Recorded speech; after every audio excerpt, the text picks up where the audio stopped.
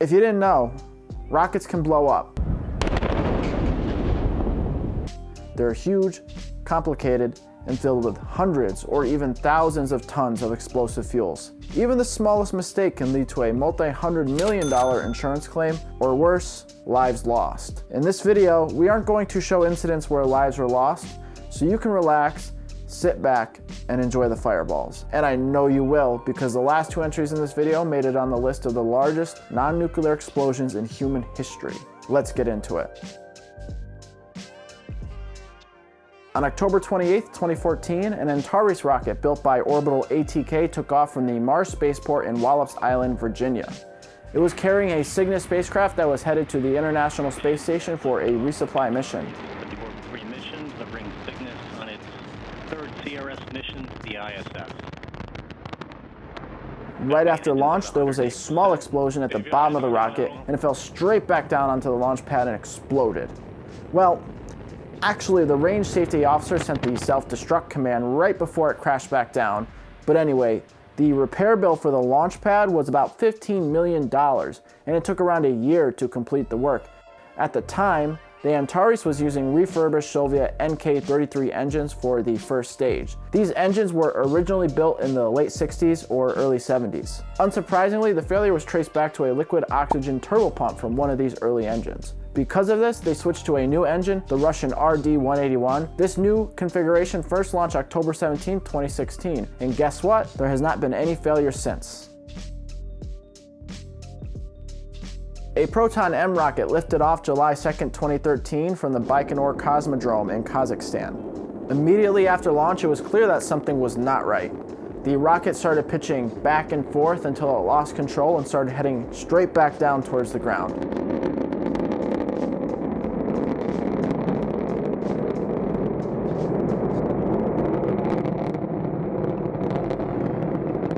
The aerodynamic forces snapped the second stage off, and eventually the first stage started falling apart too. And finally, it slammed back into the ground just 30 seconds after takeoff. The reason for this failure was a set of angular velocity sensors being installed upside down. The designers knew this could be an issue, so the sensors had an arrow that was supposed to point towards the top of the rocket. Imagine having to go to work the next day after your mistake destroyed a $200 million set of satellites. This next entry is one you might remember well, since it happened recently. It was September 1st, 2016, and SpaceX were getting ready to launch an Israeli communication satellite called Amos 6. But before SpaceX launches a Falcon 9, they test fire the first stage engines. So basically the rocket was being fueled up for this test, and something went wrong in the second stage oxygen tank, causing it to explode.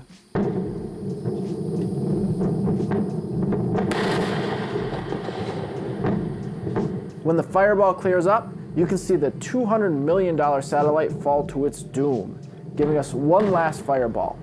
This had to be painful for the engineers to watch, and the insurance company too. The root cause of the failure was determined to be the composite overwrapped pressure vessels, or COPV, inside the second stage liquid oxygen tank.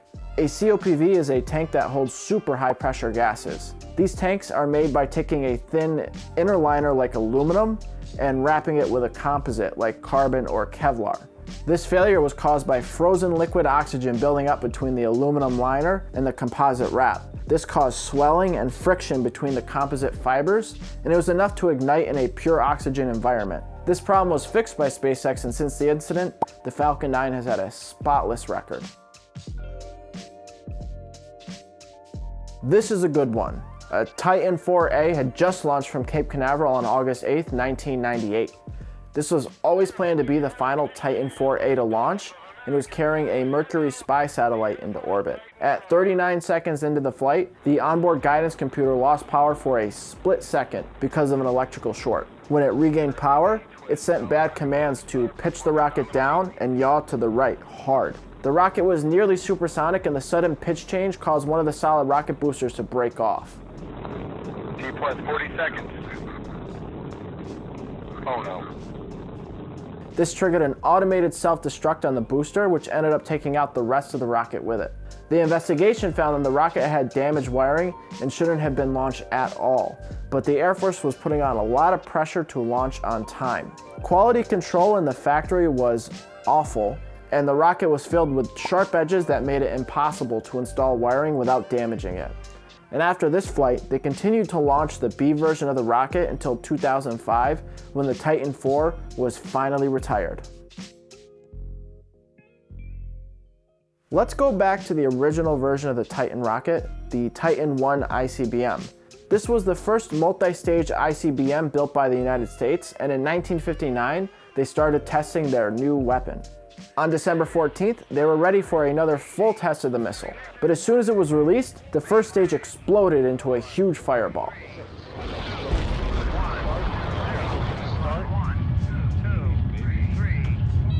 It didn't take long to find the cause of the explosion. Just like modern rockets, this missile had explosive charges on board that could terminate the flight if the missile started heading somewhere it wasn't supposed to. Technicians on the Titan had moved the relay that activates these charges to a spot that had a lot of vibrations. So when the missile was released, the vibrations were strong enough to trigger this relay, causing the self-destruct charges to detonate. This missile was being developed alongside the Atlas ICBM as a backup, and after a bunch of early failures, the Air Force came out and accused the contractor of not taking the Titan program seriously.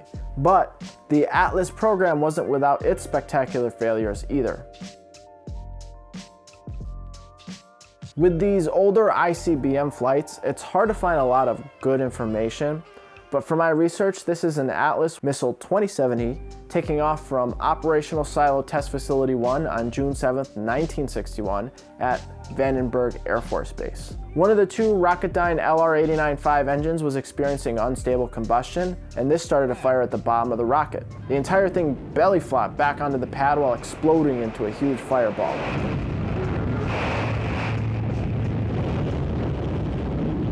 The launch pad was damaged really badly, and it took months to repair the damage. To solve the combustion instability, they added some baffles to the injector heads of the engines and changed the procedure to start.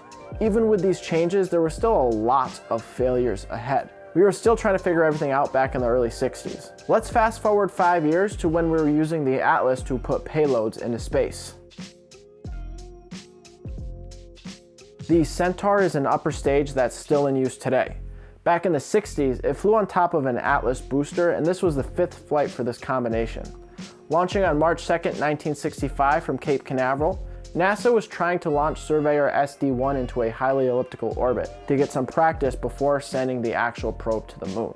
But just a few feet into the flight, the engines on the Atlas shut down and the rocket fell back down onto the pad.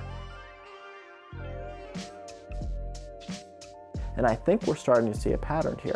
The Centaur upper stage used liquid hydrogen, and this caused the biggest explosions seen up to this point at the Cape. One interesting note is, this would be the last explosion on a launch pad at the Cape until the Amos 6 explosion that we talked about earlier. The failure was traced back to a fuel pre-valve that didn't open all the way, and when the fuel started flowing, it caused the valves to close, starving the engines of RP-1 and causing them to shut down. Luckily, the pad wasn't damaged too badly. It only took about 3 months to repair it. Most of the damage was caused by the heat from the liquid hydrogen exploding. Alright, this next video is literally insane. You're looking at a Delta II rocket getting ready to launch a GPS-2R satellite into orbit on January 17, 1997. This was the first launch of this new series of GPS satellites and was estimated to cost $40 million. The rocket made it to 13 seconds into the flight before the flight termination system was automatically activated, destroying the whole rocket. We have had an anomaly. But it gets worse. The rocket was only 490 meters off the ground, so a huge amount of burning debris rained down on the launch site. This looks like something out of an apocalyptic movie. Luckily, no one was injured, but a nearby parking lot was showered with burning debris that destroyed a whole bunch of cars and trucks used by the employees in the blockhouse.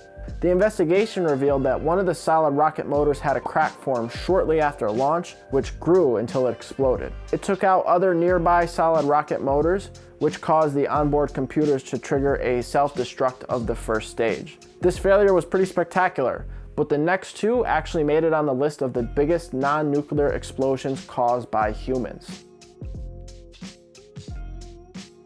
So, there was a company created called Sea Launch, and like the name suggests, they had the idea of launching rockets from sea. The launch platform could move, so they were able to launch from the ideal location every time, which was really efficient. On January 20th, 2007, they were getting ready to launch a Dutch communication satellite using a Zenit 3 SL rocket on the sea platform. As soon as the launch started, 500 tons of fuel on board the rocket erupted into a giant fireball.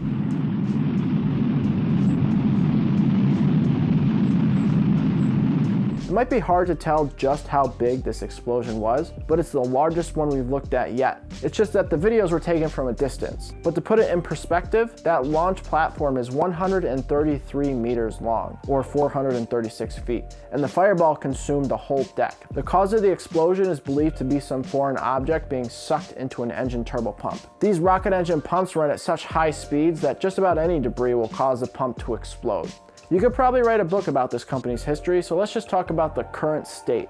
They filed for bankruptcy in 2009, and their last launch was in 2014. Their assets were sold to a Russian airline, and in 2020, the platform and ships were moved to a Russian port. Alright, let's move on to the one you've all been waiting for.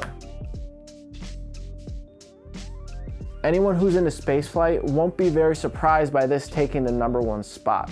But the list wouldn't be very accurate with it at any other number. For anyone not familiar with the N-1, it was the Soviets' response to the US-built Saturn V. It was going to take Russian cosmonauts to the moon during the space race, but because of technical issues and a lack of funding, that never happened. It was immensely complex and high risk. Anyway, all 4 attempted launches ended in a failure, but we will be looking at the second attempt specifically. It was scheduled to launch July 3rd, 1969 to do a flyby of the moon and take pictures of a possible landing site. For the first few seconds, the massive rocket was lifted up past the launch tower, but then there was a flash of light and all but one engine shut down. So the rocket ended up landing back on the pad at an angle, and 2,300 tons of propellant caused a huge explosion. Really huge. Windows were shattered and debris was sent flying 10 kilometers from the explosion. It could have been worse though. Some reports state that 85% of the fuel on board didn't ignite in the initial blast.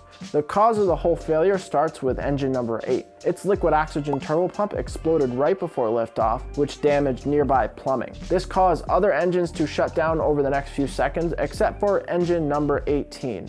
Which kept running until the rocket hit the ground. The explosion really did a number on the launch facility, and it took a year and a half to rebuild the destroyed launch pad. This still remains one of the largest non-nuclear explosions caused by humans. That's all I got for you guys today, but if you enjoyed this video, please like and please subscribe. If you want to chat with me, go jump in the comments, let me know how you feel about the video. You can also check out my last full-length video on NASA's SLS rocket. Otherwise, I'll see you next week. Peace.